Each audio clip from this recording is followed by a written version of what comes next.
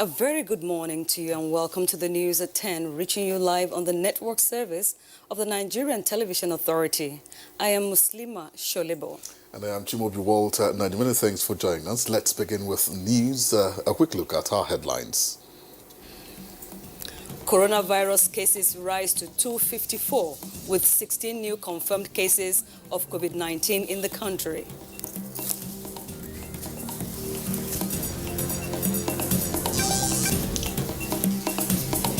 Presidential Task Force on COVID-19 inspects facilities in Lagos, assures Nigerians of government's commitment to containing the spread of coronavirus. At the end of our evaluation, a certain set of recommendations and advice will go to Mr. President. And at that point, he and he alone will take the decision.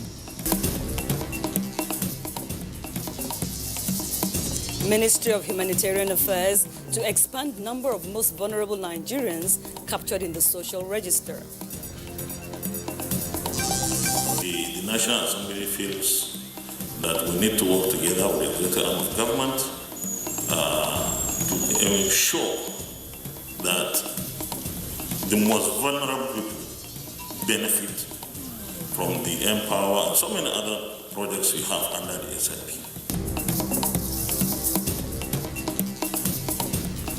8 National Monetary Fund confirms receipt of Nigeria's request for financial assistance.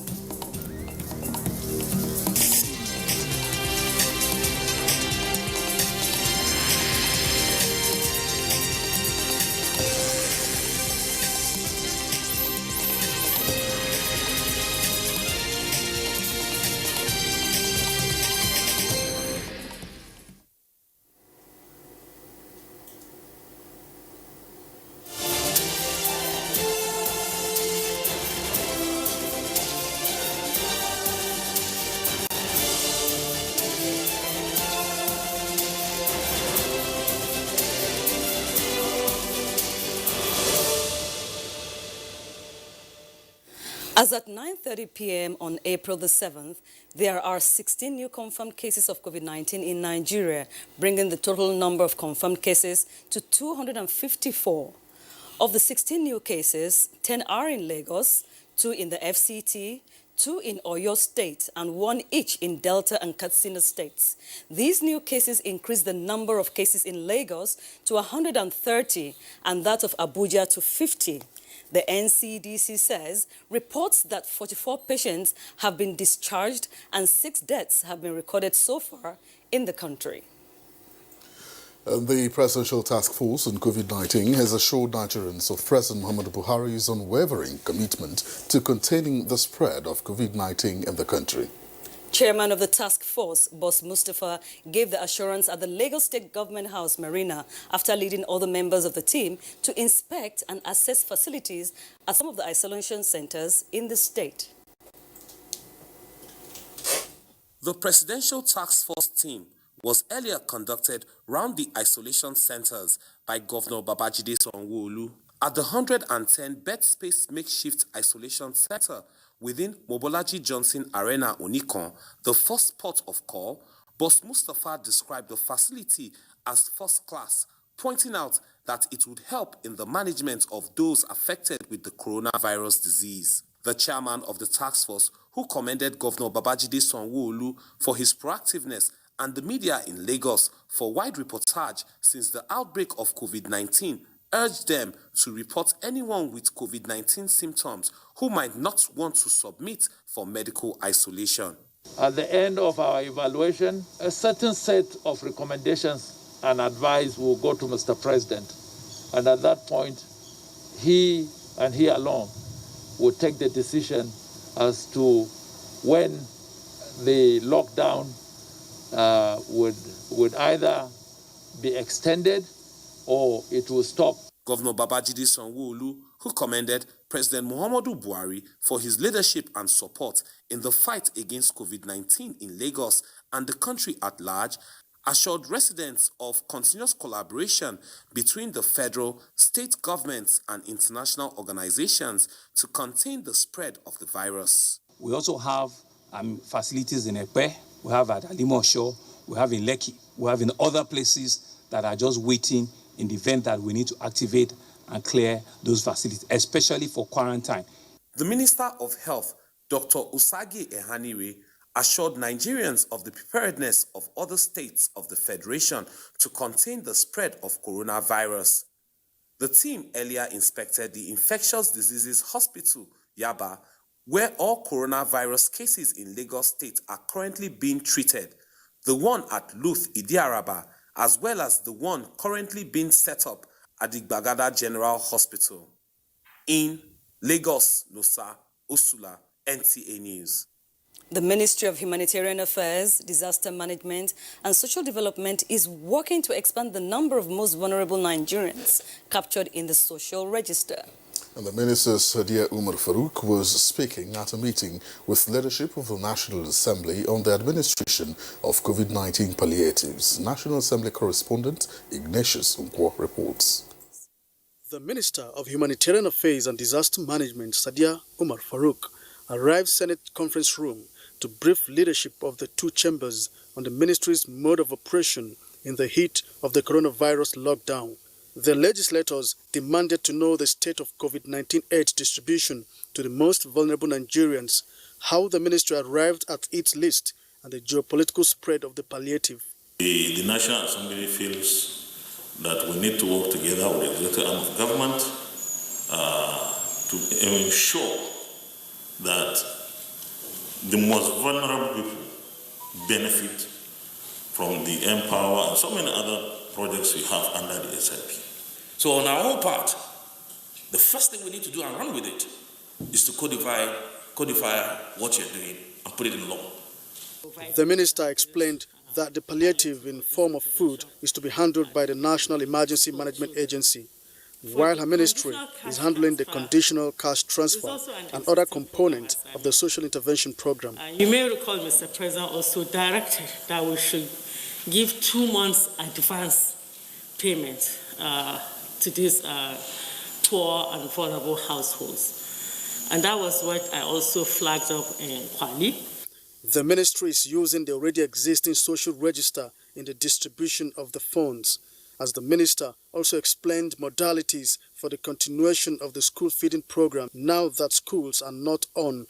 Rather than giving the cooked meal, since students will not be in school, so we're identifying the households where they come from to take this 1 month food ration to them. The meeting was also to make the process of identification of vulnerable Nigerians more inclusive. From the National Assembly, Ignatius Unkwo, NTA News.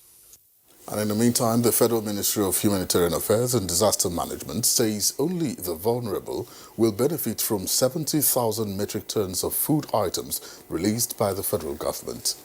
The Minister, Sadia Umar Farouk, clarifies this as the ministry takes delivery of the food items from the Federal Ministry of Agriculture and Rural Development in Niger State.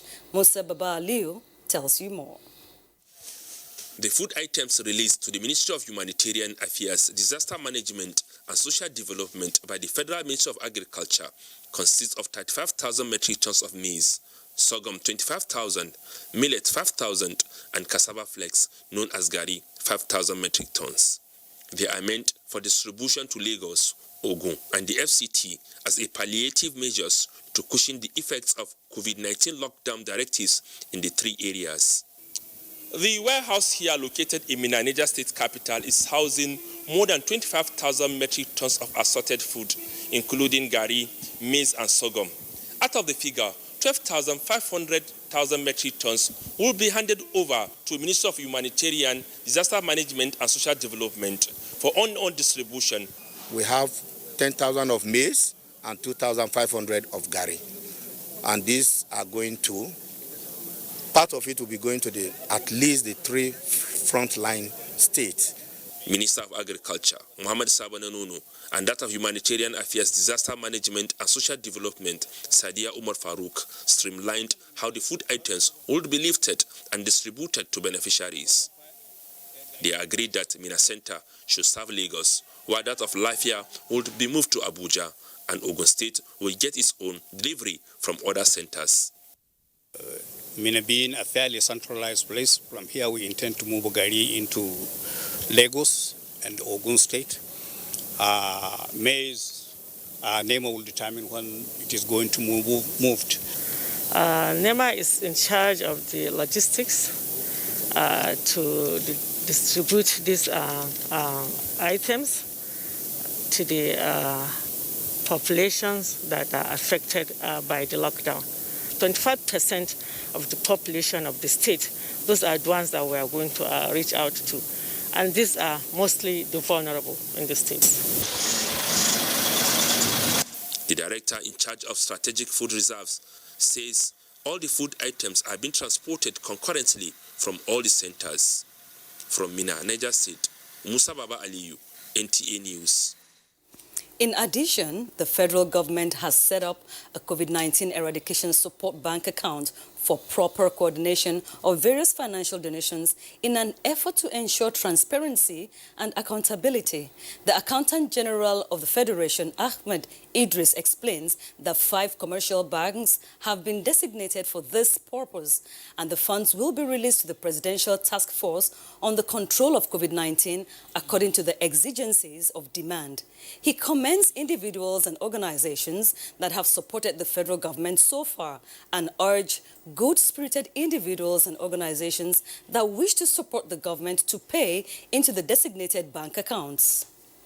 In the meantime, the International Monetary Fund (IMF) has confirmed receipt of Nigeria's request for financial assistance under the fund's Rapid Financial Instruments (RFI). Ms. Kristalina Yudeva, Managing Director of the IMF, in a statement said Nigeria's economy is being threatened by the twin shocks of COVID-19 pandemic and the associated sharp fall in international oil prices. President Buhari's administration is taking a number of measures aimed at containing the spread of the virus and its impact, including swiftly releasing contingency funds to Nigeria's Center for Disease Control and working on an economic stimulus package that will help provide relief for households and businesses impacted by the downturn. The statement further added that this emergency financing would allow the government to address additional and urgent balance of payments needs and support policies that would make it possible to direct funds for priority health expenditures and protect the most vulnerable people and firms. Ms. Jodeva said the fund is working hard to respond to the request so that a proposal can be considered by the IMF's executive board as soon as possible. And in the meantime, President Muhammadu Buhari has sent warm wishes to UK Prime Minister Boris Johnson for a quick recovery and restoration to full health. Senior Special Assistant to the President on Media and Publicity, Garba Shehu, in a statement said President Buhari's sympathy and solidarity are with the British leader as he battles COVID-19 personally and with the British people as their country battles the devastating effects of the pandemic. President Buhari praised that Prime Minister Johnson will soon be well enough to resume his great leadership of his country at this most trying time in global history. You're watching the news at 10 on NTA News 24, reaching you live on the network service of the NTA. When we return... Plateau State Governor Simon Bako Lalong has announced a total shutdown of state from midnight of Thursday, 9th April 2020. More details when we return.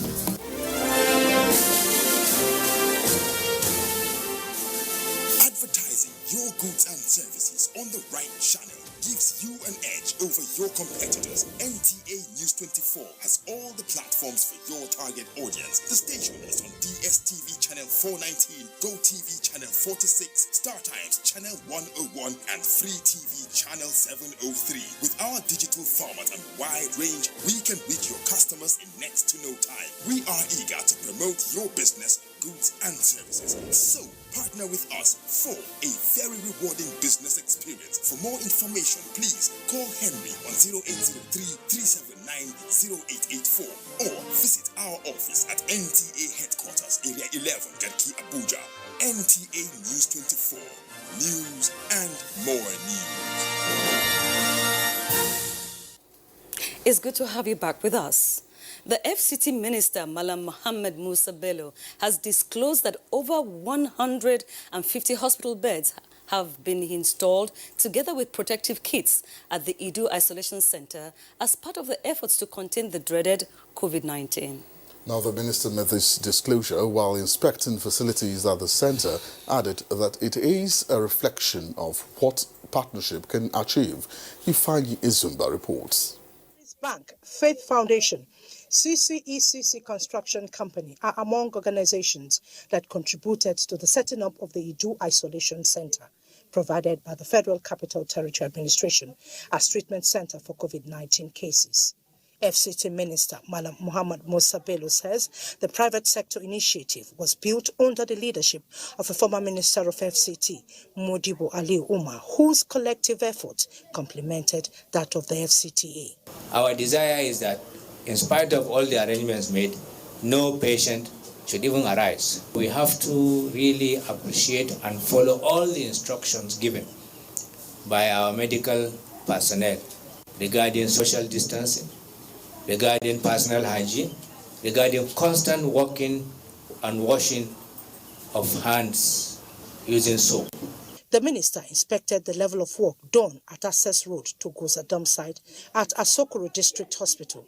The medical director, Afioma Uche, said they have worked hard to ensure that facilities will be available for admission of COVID-19 patients. She also emphasized that non-coronavirus patients in the hospital are safe. By Friday, by the grace of God, and all necessary strategies, equipment, and coordination has been put in place for that purpose. The FCT administration commended the management team of Asokoro District Hospital for doing a tremendous work and called on all to put in their best, adding that together the nation would defeat the dreaded COVID-19 pandemic. In Abuja, Ifeanyi Izumba, NTA News. Now, the chairman of the FCT Joint Operation Task Team, Commissioner of Police, Bala Chiroma, says employers of essential workers must provide workers with permits, as their identity cards alone will not enable them move freely. Security correspondent Sophia Neoma Uche reports that CP Chiroma supervised the lockdown at the FCT Nasarawa boundary. Now, the security correspondent Safia Neoma Uche reports that the CP supervised the lockdown and also ensured that vehicles are impounded after the lockdown. It was drama at the boundary that separates the Federal Capital Territory and Nasarawa State as motorists were seen struggling to gain entrance to the capital city while security operatives have already blocked the road. The Commissioner of Police, FCT, Bala Chiroma, on arrival instructed for a way to be paved for those coming to go back, instructing that there is a new directive now on a total compliance on the lockdown and that those on essential duty should identify themselves properly. The ministries to determine who are those that are critical, and then we give them passes that they distribute themselves. Surprisingly, people gave different reasons on why they were not at home. I came out to sell so I could get something to eat. I am sick.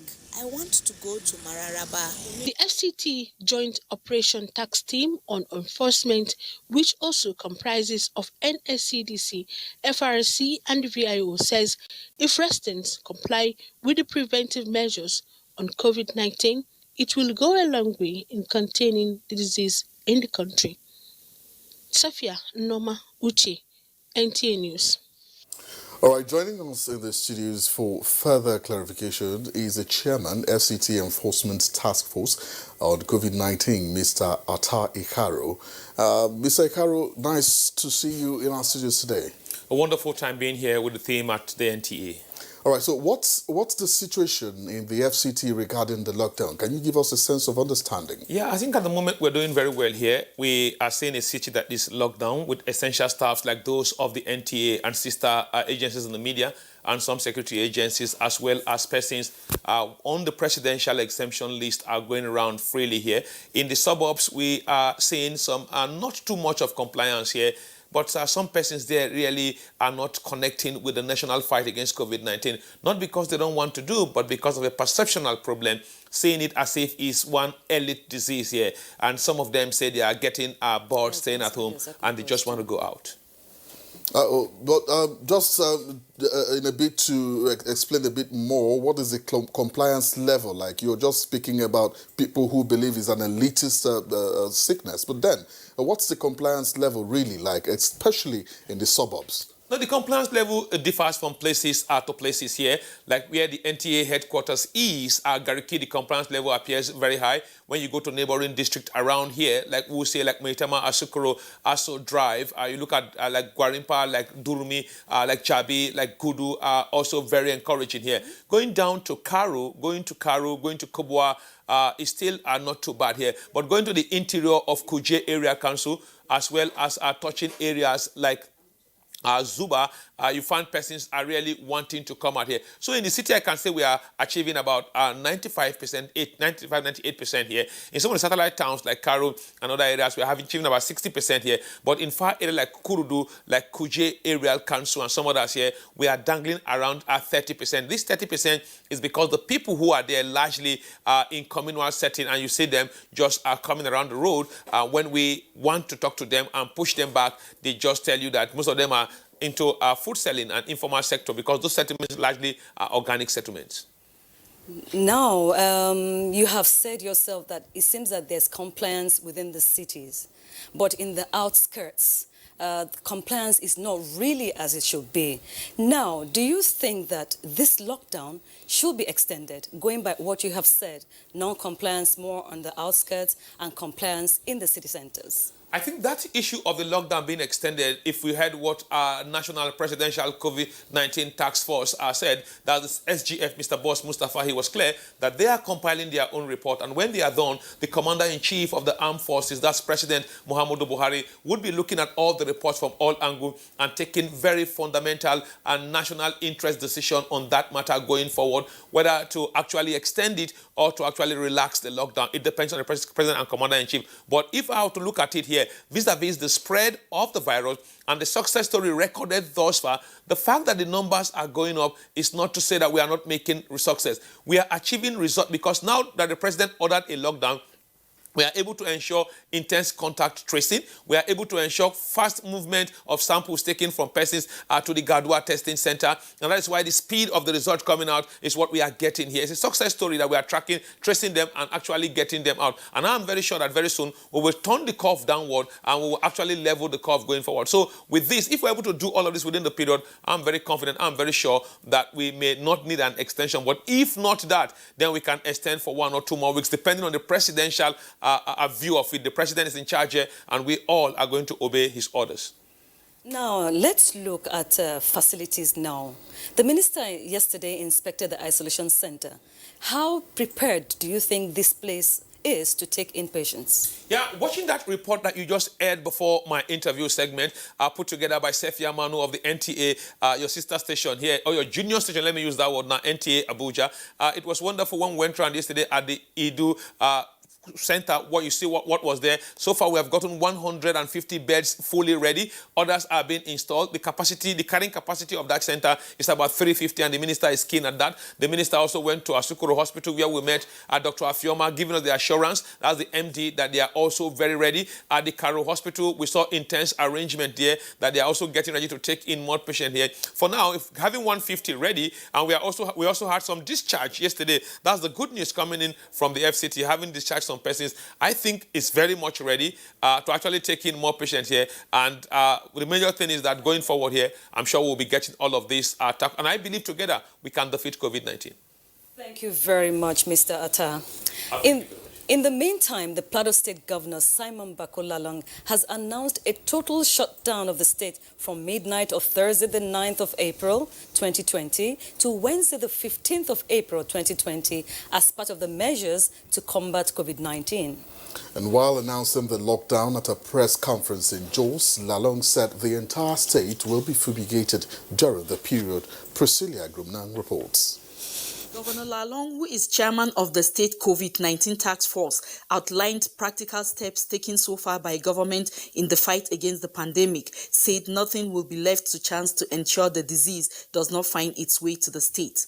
On the total lockdown, the governor explained that since the state has not recorded any case of the disease, it has become expedient for government to be more proactive in blocking it from sneaking into the state. I am directing a total lockdown effective 12 midnight of Thursday, the 9th of April 2020 to 11th of Wednesday, 15th April 2020. During this period, there will be no movement of any kind except for staff on essential duty. In line with federal government's directive, the governor added that the state has proposed to establish a 300-bed treatment center to be located at the Riom General Hospital and the state NYC camp in Mangu. We are also taking steps to establish more COVID-19 isolation centers in Bangshin and Shundam to cover the other senatorial districts in the state. The governor appreciated corporate organizations and individuals that have contributed to the Plateau State COVID-19 Support Fund through cash donations and items, noting that the state is liaising with the federal government with a view to getting some palliatives to the state, and called on citizens to cooperate with the government in dealing with the pandemic. In Jos, Priscilla Grumnan, NTA News. We're still in Jos, where the Governor Simon Bako Lalong says the task of consolidating on peace in Plateau State remains a major priority of his rescue administration. He said this when he received new Commander Operation Safe Haven, Major General C. Okonkwo, at the Government House Jos as he takes over from Major General Augustine Agundu, who has been redeployed to Abuja as Senior Research Fellow at the Nigerian Army Resource Center. And Governor Lalong praised General Agundu for putting in his best to restoring peace in Plateau State. Here is a report. Major General Agundu, who presented the incoming STF commander, told the governor that the cooperation and support he and his men received during his stay in the state gave him a smooth sail in the search for lasting peace. He said OPSH has spread its tentacles in the nooks and crannies of its operational base, including southern Kaduna and part of Bauchi State, in strengthening civil-military relations, thereby leading to stability being witnessed. Major General Agundu also x-rayed some of OPSH's achievements to include the renovation and commissioning of projects in Mangu, Hale, Langai, and a new medical outpost to be established in Riom to accommodate accident victims.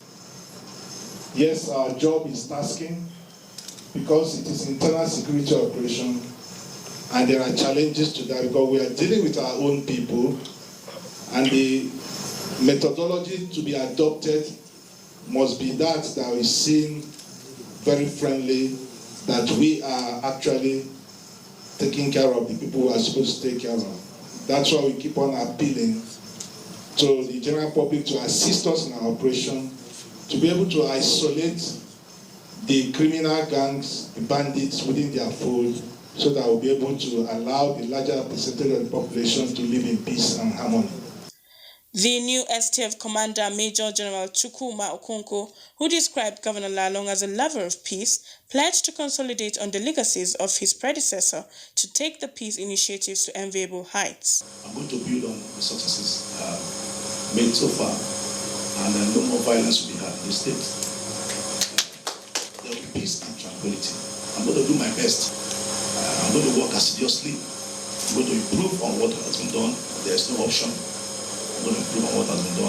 Governor Lalong said Major General Agundu came at the heat of crisis that bedeviled the state, but within a short period deployed strategies such as the civil-community relations that saw to the restoration of substantial peace in the state. He appreciated the outgoing STF commander for serving the state selflessly and pledged to extend maximum support and cooperation of the government to the incoming commander.